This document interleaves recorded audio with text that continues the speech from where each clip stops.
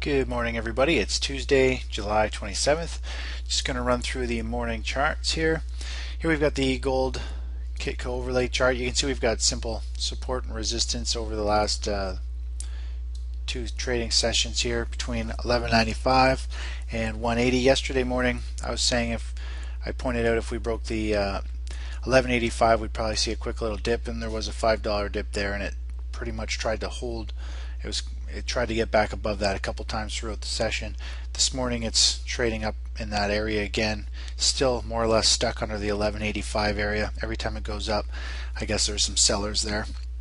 Anyways, if I pull up the daily and intraday chart of gold, the overall trend for gold right now is down. We can see just the trend there, and it's been stair-stepping its way. You can see the past couple days we've seen a couple spikes of selling volume. Near the end of this bear flag, it went up into the middle of resistance, and now it's starting to move down on some volume. I have a feeling today we might actually see another push down, and that could be a nice 5-wave decline there, and we might actually take a long position if we see some type of setup there today or later this week. As for the intraday chart of gold, I'll just pull this up here, take a quick peek. You can see here's a trend line that I was pointing to yesterday, and yesterday morning it was trading down here, and I pointed out if it breaks this 1185, this was the trend line to break, and eventually it did. It closed below it and then had a quick little bounce back up, and then it got sold into. And you can see there was some little clumps of selling there yesterday, and now it's stuck more or less under this resistance area 1185, and it's formed a bear flag. Looks like it will head lower. Of course, if it breaks this low here, the 1175, which was the low it posted last week, then I think we see a nice continued further pullback there. So that's what I see for gold right now. As for the SP 500, there are a couple charts here, a couple things I want to go over. Here we've got the daily chart.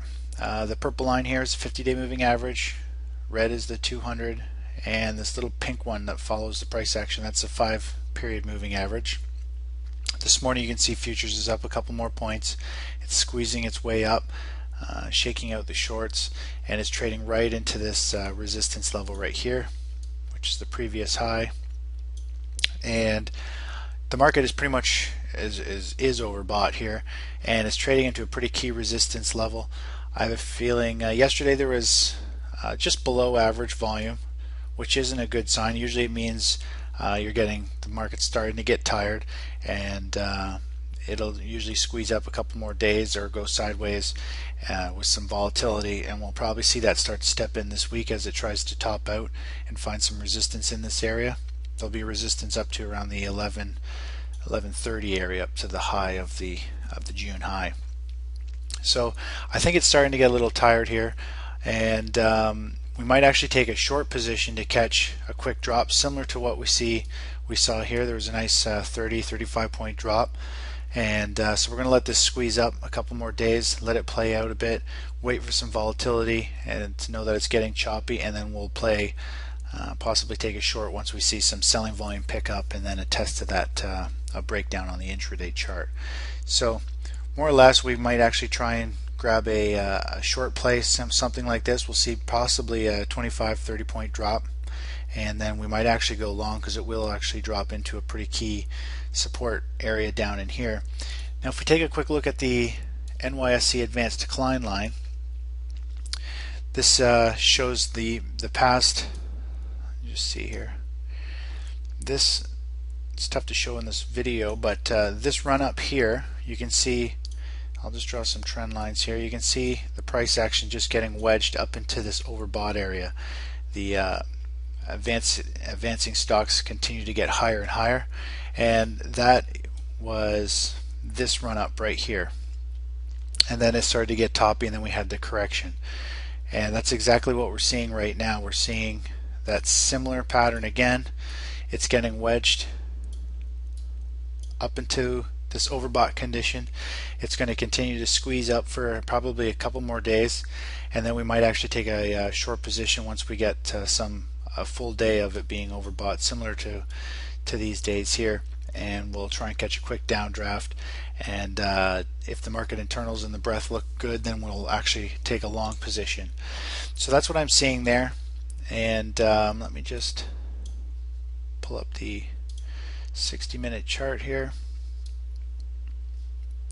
You can see this is the 60-minute chart, and you can just see visually it from previous time here. You can see how it just kind of gets squeezed up into this pattern and is way overbought. Like this is a you got a flagpole and the flag is flagging up. Usually it means it's getting overbought, and then you'll get some type of pullback. You usually want to see a flag against the trend, and it's similar to what we're seeing here now. We're seeing prices are just getting wedged up in this channel here, and I have a feeling we're going to get a pullback down to 75 or 90 area, 1190.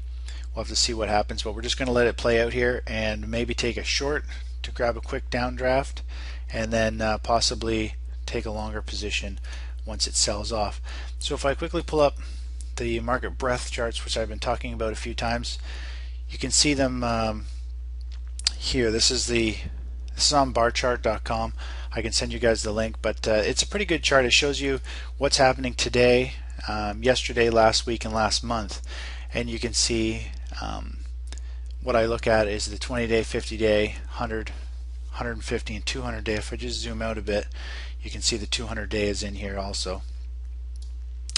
And what it is it just shows last week at this time there was 48% of stocks above their 20-day moving average, which isn't all that great. And then yesterday we saw a huge surge, and it pretty much doubled. And now, or sorry, this is a little off because today is actually yesterday, because the markets haven't opened yet. But yesterday they closed at 86.90. Stocks above their 20-day moving average, and you can just see the difference from last month or even last week. They pretty much have jumped about 50% across the board. Of course, the longer moving averages, the less they've moved up, but the fact is well over half of the stocks are above the key moving averages, which means the trend appears to be up for the majority of the stocks. So any dip should be bought by institutions and bargain hunters, more or less. So if we just take a quick look at this chart, you can just see there was the low was set in June over here in the SP 500, yet stocks above their 20-period moving average actually had a higher low, which is a very good sign. And now it's broken the July high, and this morning we're going to see S&P gap higher, and it'll actually be even most likely much higher up here. So we're seeing that trend is in a bull market right now, is in an uptrend. If we take a look at the 50-period moving average, you can see the low that was set in late June with the SP 500. Well, the 50-period, more stocks closed above their 50-period moving average, even though the market went lower. So there was pretty good divergence there, and now it's rocketing higher to the April highs. If we take a look at the 200-period moving average, of course it's a longer moving average, so it doesn't rocket as much as it takes a lot more time for it to pick up momentum, but it's been bottoming, and it did show the bottom of the S&P, but now it's made a